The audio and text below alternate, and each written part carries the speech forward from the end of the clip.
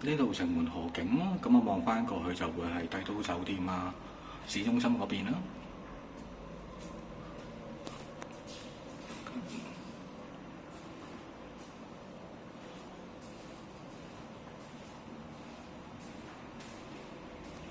跟住呢度呢排窗，咁就前邊景觀。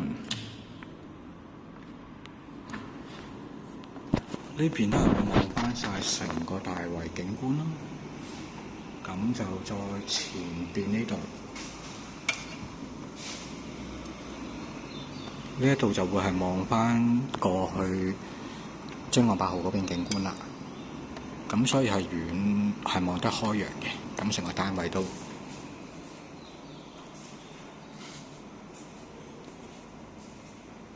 咁就全屋490尺，咁啊業主做咗一大一細房啦。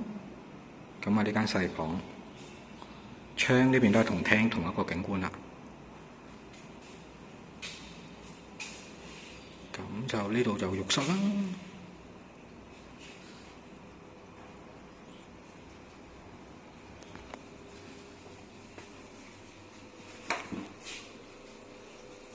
咁就呢個浴室位置都可以做乾濕分嘅。係啦，咁啊，暫時業主就做咗個浴點，咁啊，如果到時買家有需要，可以自己做翻個企缸位置嘅。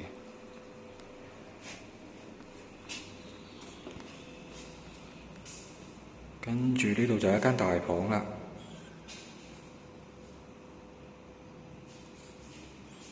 咁就 show 俾大家睇咧，就呢度2尺磚嚟嘅，咁所以你可想而知間房嘅闊度係有幾闊啦。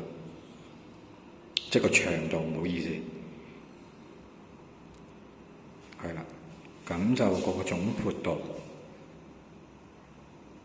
咁就2尺磚，你當佢呢度有4格啦，咁啊大概都有8尺闊㗎啦。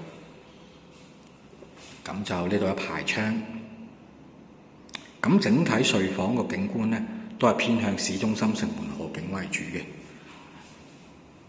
咁啊呢格會靚啲啲，係啦，咁啊見到啦，咁啊有條城門河喺度啦，係啦，咁啊呢邊就成個都係市中心景觀嚟㗎啦，咁啊呢邊就月明村嗰邊嚟㗎啦，最右手邊呢邊就月明村呢邊啦，咁啊跟住去到就沙角村呢邊嚟㗎啦。